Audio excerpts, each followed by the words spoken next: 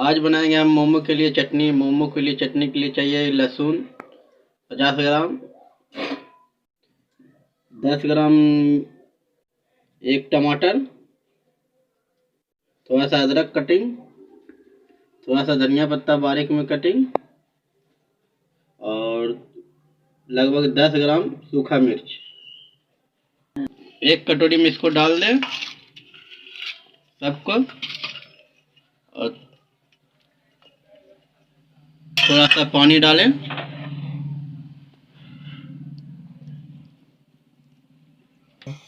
दो मिनट तक उबालें इसको मिक्सी में पीस लें। ठंडाने के बाद 5 मिनट के बाद ठंडाने के बाद इसको मिक्सी में पीस लें, या तो सिल्ला लोरी में पीसे, मिक्सी न अवेलेबल हो तो। मेरा चटनी तैयार हो गया, पिसा गया है। अब इसमें थोड़ा सा नमक डालेंगे स्वाद अनुसार।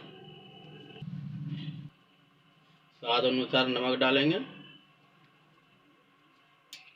थोड़ा सा सरसों तेल डालेंगे।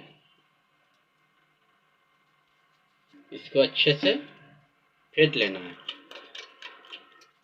बस आपका चटनी तैयार